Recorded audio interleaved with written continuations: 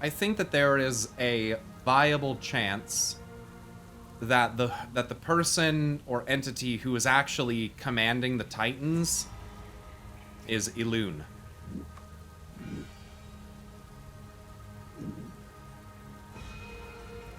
I think that Eonar and Elune are potentially the same person. And if they are, then what we know as Eonar could basically be an orderly Titanic mask for Elune. I think it's very strange that just about everything Eonar has ever done connects with Elune, but we don't know why. I think it's oddly coincidental that both Elune speaking through Tyrande as a vessel has white eyes, and so does Eonar. Bright white eyes. I find it interesting that we find Eonar hiding on Elunaria in a place that looks similar to the Emerald Dream. That Eonar was allegedly the one responsible for ordering the dream, which is what put it into stasis, even though Norgon the Dreamweaver, I think, is still involved.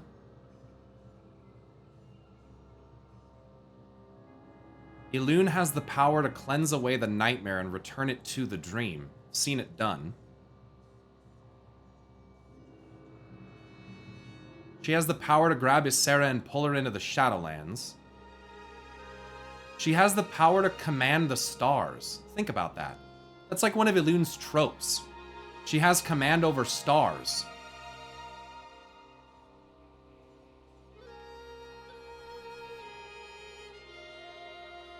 Aren't the Titans the stars? You know?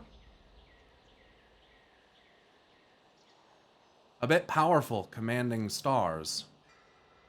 You know stars have a life cycle. They're born and they die. They do. There's also the fact that Nimue isn't made of stone or metal, but is of bark and plants. Elune is considered, at least by Xal'atath, an upstart goddess. I've talked about this before, chat, but what if Elune and Anshe used to be mortals that ascended to become gods? We've seen that a lot. We've seen that a lot, actually. What if, I mean, fuck, what if they were mortals or something? Maybe like the two first mortals, like fucking Adam and Eve or something. I don't fucking know. But the idea essentially is that they're... I think what could be happening is that life and order are allied. And I don't know if they really want to be anymore, because I think they might realize that something bad is going to happen. Aman'Thul has the foresight to know that the void could swallow the world. You know what I'm saying? Like, I don't want to take the piss out of the Titans too much. We're told that Norgon knows everything. That's wild. Like, what a fucking comment to make. And that's probably not entirely true, but like, what? I feel like maybe we're underestimating them a little, because it seems like maybe life has got order to become subservient to her, and if Elune is life, then that's what Eonar is. She's the vassal of life that disguises treachery. She's the one who is disguising the fact that Elune is manipulating the Titan Pantheon. On the other side, it could be possible that chaos and death allied as well. And that's kind of what we've seen as the result of the Primus, of Sargeras, maybe of Denathrius, and that stuff. And that we have a double-sided war happening here. That leaves light and void. Here's the problem. If you had Elune and the Titans on one side, and you had Sargeras and death on the other side, and chaos, which side do you think it's light and which side do you think it's void? I'm not sure. I think it seems like it's lining up like the Titans are going to be on light, and that the chaos and death side is going to be void. I could be wrong about that, but... And maybe in this way, I don't know, maybe, and I could even be wrong. I could have it wrong with life. Maybe one of them swaps sides. Maybe life was originally working with chaos, like in the early days, and maybe order was originally working with death and they got switched. I could see that. I could see the whole ordering of the Shadowlands and like Primus Zoval plot being basically like that influence occurring and swapping, and then Elune switching sides is the other thing. And then basically what you have is a cosmic war where you have two primordial forces, I think. Maybe they're not, maybe they're young. Fighting over what to do. I think it's a battle about Azeroth. It's a fight over what to do about Azeroth. But then again, the next level up from that, as I've discussed before, is the idea that technically all of the things that are happening is because of Azeroth. So we look at it as like, oh, this is consequential for the future of Azeroth, and I think to a degree it could still be. But there's essentially, I think, a great cosmic war that has been happening for a very long time, but maybe not as long as some other conflicts, I guess, that could be occurring. I could just have a misunderstanding of that. Zal leads me to believe that the light and shadow battle is really fucking old, which I think it probably is, but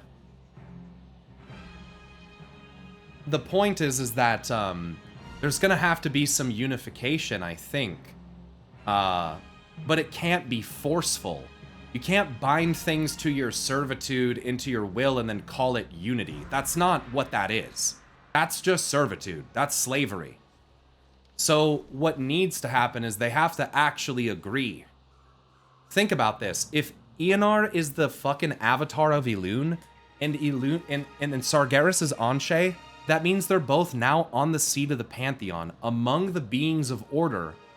And Illidan's Stormrage could be there to witness the greatest familial argument to ever take place.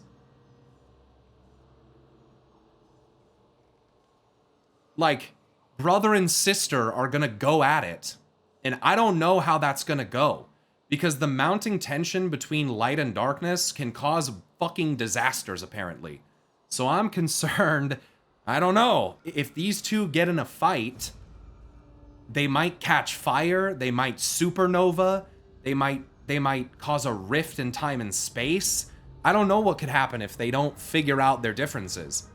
But I think what's happening is it's kind of like Elune and Sargeras and like, I don't know what the Winter Queen is at this fucking point. She's such a weird anomaly that I don't think I can explain fully, but it's the connection between life and death. She's like the death sister.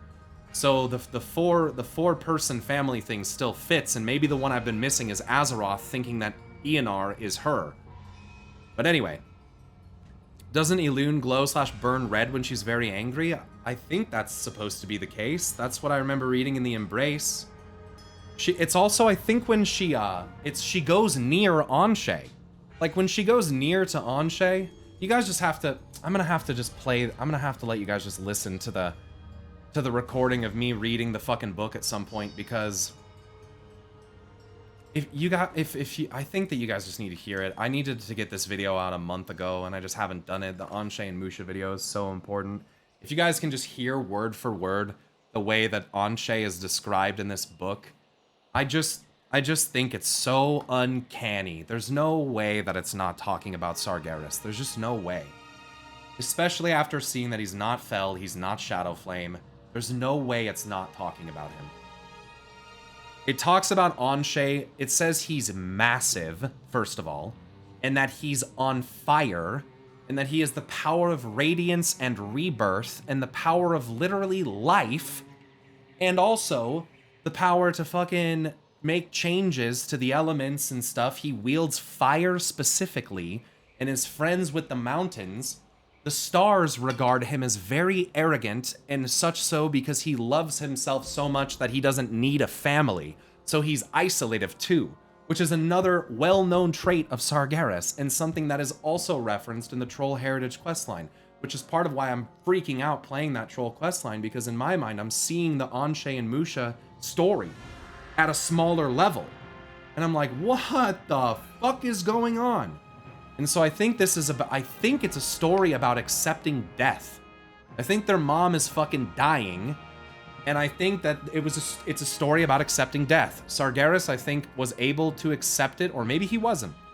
And then on the other side, it's denial of it. It's denial of the end. It's fighting it and understanding that the torment that brings is much greater than if you can just learn to accept the inevitability of death. I think that's what the whole thing is about. And it's about two siblings who can't come to an agreement on that. One of them doesn't want to give up hope and is letting her fear and her, her negative emotions drive her, and the other one is trying to seemingly cleanse himself, learn the truth, and find a way to fucking save her. And so it's very fucking tragic, I guess, if looked at in that light. And I think there's a decent chance that there's something akin to that happening.